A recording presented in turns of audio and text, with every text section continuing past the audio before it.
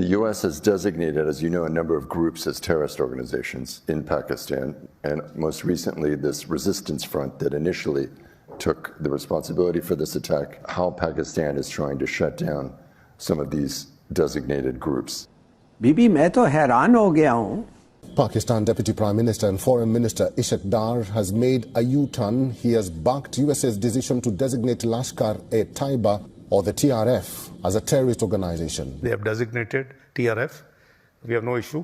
इसके ऊपर उन्होंने पूरा एक नैरेटिव बिल्ड किया हुआ था और वहां जाके इसहाक डार ने कोई और स्टेटमेंट दे दिया. ये इन लोगों का कोई दीन ईमान नहीं है. TRF के ऊपर जो है, जो एक ऑर्गेनाइजेशन है, उसको एक टेरर ऑर्गेनाइजेशन के तौर पर यूएन में कहा गया, तो इसहाक डार साहब उसे सपोर्ट करते हुए दिखे. तो ये जो हमें लोग पूरे टाइम एक ताना देते रहते हैं टेररिज्म का. रियासत क्या होता है? दहशतगर्द होता है. That's very sad. Very sad. मैंने उस बच्ची से पूछा कि आपको पता है कि रियासत क्या होता है, तो बच्ची कह रही है रियासत दहशतगर्द होता है. इनको फंडिंग होती है और ये लोग वहाँ पे कश्मीर में, जो इंडियन एडमिनिस्ट्रेटेड कश्मीर है, वहाँ पे ऑपरेट करते हैं. दोस्तों, भारत के chief of defence staff general Anil Chauhan ने कह दिया है कि जनाब operation Sindoor is still on. और हम तो हैरान है देख के इस चीज में. उनके पास रिलायबल इंटेलिजेंस भी मौजूद है कि ये जो आउटफिट है ये कश्मीर में ऑपरेट कर रही है. इसका अगर आप नाम भी देखें, द रेजिस्टेंस फ्रंट. तो दोस्तों, पाकिस्तान के जो विदेश मंत्री हैं और पाकिस्तान के उप प्रधानमंत्री भी वही हैं, उन्होंने यूएस में एक इंटरव्यू के दौरान पाकिस्तान को नंगा कर दिया, दुनिया के सामने पाकिस्तान को एक्सपोज कर दिया. क्योंकि अभी तक वो खुद और पाकिस्तान की सरकार भी यही कहती आ रही थी कि टीआरएफ जो है वो एक आतंकवादी संगठन नहीं है.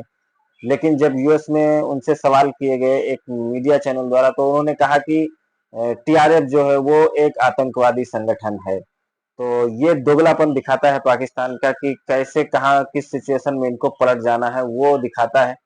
फिलहाल ये बोलने के बाद पाकिस्तान का मीडिया इसहाक डार को काफी ज्यादा क्रिटिसाइज कर रहा है. आइए, ऊपर जो है, जो एक ऑर्गेनाइजेशन है, उसको एक टेरर ऑर्गेनाइजेशन के तौर पर यूएन में कहा गया, तो इसहाक डार साहब उसे सपोर्ट करते हुए दिखे.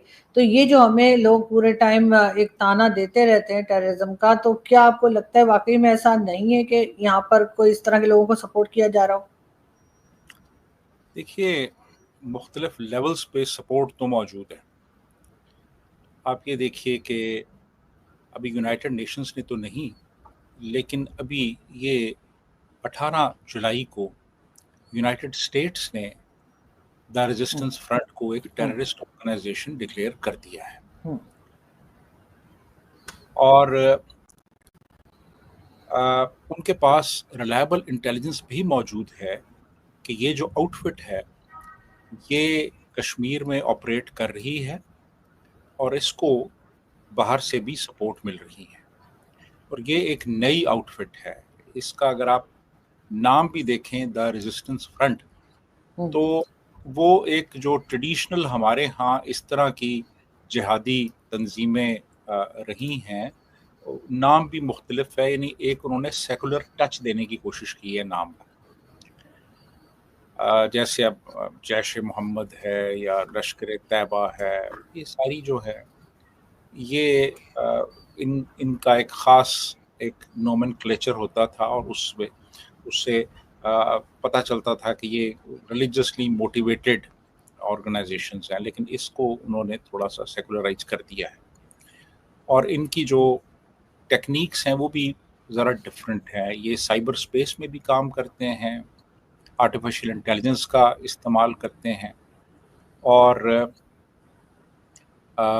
कहते अपने आप को ये है कि हम प्योरली एक इंडिजिनस ऑर्गेनाइजेशन है. लेकिन ये और इंडिजिनस पता नहीं किस हद तक हैं या नहीं है, लेकिन बहरहाल एक्सटर्नल सपोर्ट इनको हासिल है, इनको फंडिंग होती है और ये लोग वहाँ पे कश्मीर में, जो इंडियन एडमिनिस्ट्रेटेड कश्मीर है, वहाँ पे ऑपरेट करते हैं.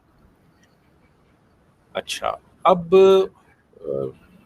बात ये है कि ये 2019 अगस्त 2019 में जब इंडिया ने कश्मीर का एक जो स्टेटस था, जो सेमी ऑटोनोमस स्टेटस था, उसको ख़त्म किया, तो उसके बाद फिर ये वजूद में आई ये ऑर्गेनाइजेशन.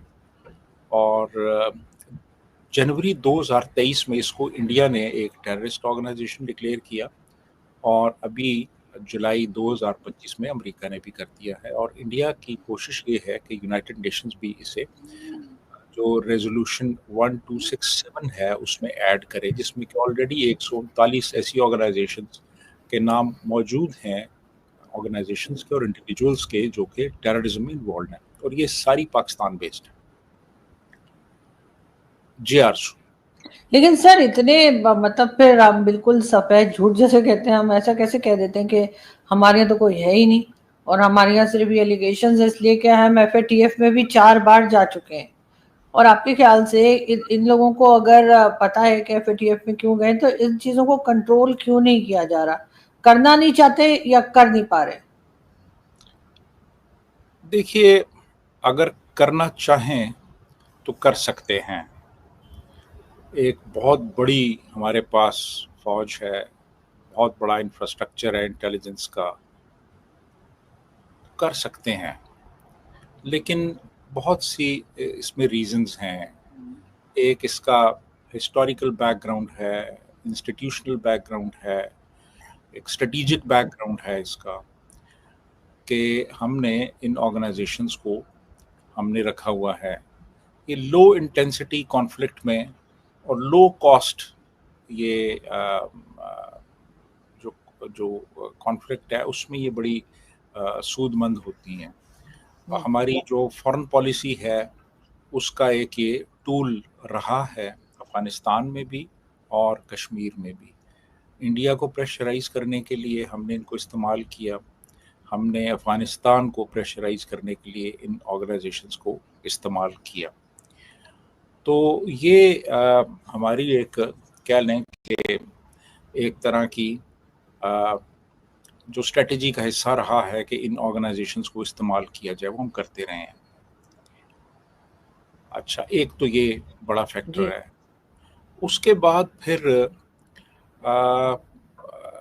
हमने एक डुअल पॉलिसी इख्तियार की। हमने एक तरफ वो ऑर्गेनाइजेशंस जो कि पाकिस्तान के ख़िलाफ़ है, पाकिस्तानी फ़ौज के ख़िलाफ़ है, उनके ख़िलाफ़ तो हमने बड़े बड़े एक्शंस लिए, लेकिन वो जो हमारी प्रॉक्सीज़ के तौर पे दूसरे मुल्कों में ऑपरेट करती रहीं उन तो इसमें तो कोई दो राय नहीं है दोस्तों कि ये जो अटैक हुआ था पहलगाम वाला, ये TRF ने ही किया था और उसने जिम्मेदारी भी ली थी इनकी। बाद में उन्होंने यू टर्न मार दिया जब उनको पता चला कि अब इंडिया कुछ बड़ा अटैक करने वाला है तब।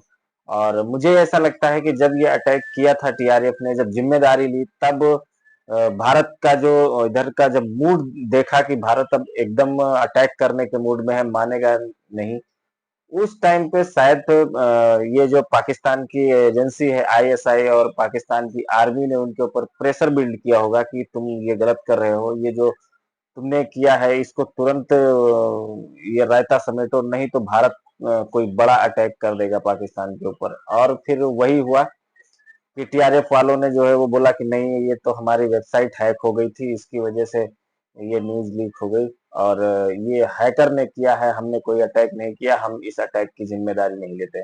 लेकिन ये अटैक पाकिस्तान ने ही करवाया TRF से। ये बात इसाक डर ने पूरी दुनिया के सामने कबूल ली और पूरी दुनिया के सामने पाकिस्तान को एक्सपोज कर दिया।